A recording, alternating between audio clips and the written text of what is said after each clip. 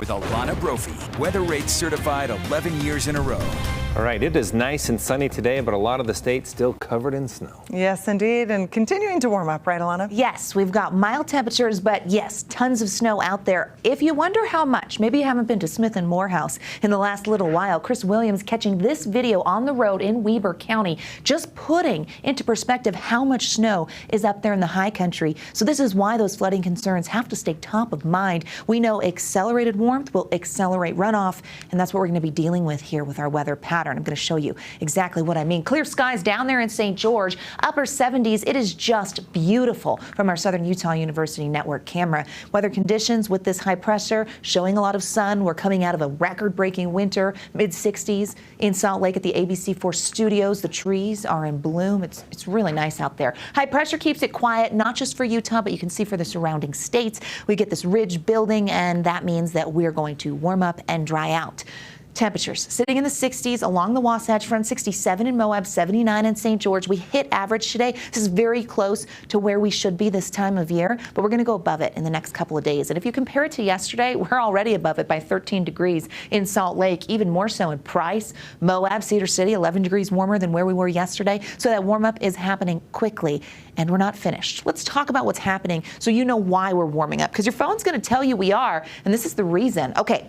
So we have this area of high pressure to the west of us, and that's going to be the big weather feature that impacts Utah as we get through the coming days. We do have a little system that skirts that ridge. Actually, most of the moisture stays east of us, but we've got a counterclockwise flow there with that area of low pressure. A cold front will come through the state. We do get winds and a slight chance of some isolated moisture over the Uintas all the way down to Grand County. That's Thursday night into Friday. Watch the clock in the corner of your screen. Once that system clears, northerly flow is left behind. So Friday, temperatures actually tumble a degree or two. We still know that high pressure is in place and going to continue to impact us. It's got a clockwise flow, which supports the winds as we go into our Friday. Now, this is going to meander through the desert southwest, and as it does, we'll continue to get warmer, and that includes through the weekend. We're talking about peak heating as it's just south of us, and that peak heating happens Sunday and Monday. Daytime highs are going to soar in the north and the southern portion of the state. Now, this area of high pressure slides to the east eventually, and we're keeping our eye now on the low pressure as we head into early next week just off the coast. That is going to dictate what happens in the Beehive state, but for the first couple days of the week, it looks like it's just cloud cover and winds will stay mild,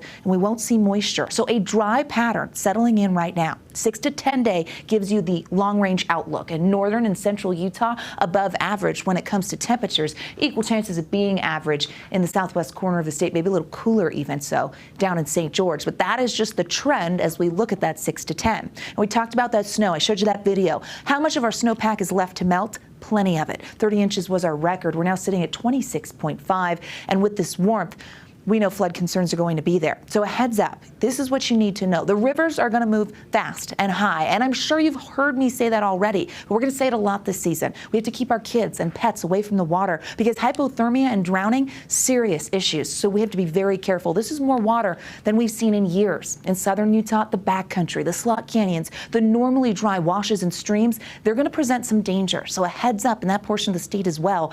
And you want to make sure that you clear if you have any snow in and around your house, especially for the Wasatch back, clear it away from your foundation. So some flooding tips there as we get through the next couple of days with flooding concerns on the rise, as well as our rivers. 60s and 70s for tomorrow, 70s in Moab. This is going to be a beautiful day in Salt Lake. We will see more cloud cover ahead of that passing front Thursday night into Friday. 85 in St. George.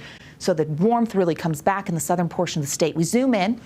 Find your city, 50s and 60s for the Wasatch back, 70 in Ogden, almost 70 in Tooele, lots of 30s and 40s for those overnight lows, so even warming for our overnight with pretty clear conditions. Mid-80s down there in Washington County, 60s near Bryce Canyon, 70s throughout Iron County and on the eastern side of the state.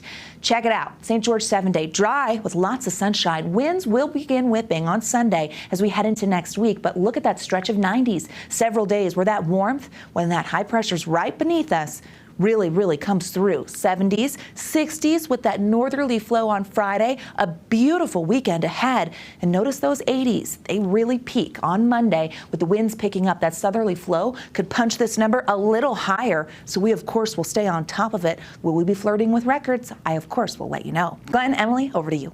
The way this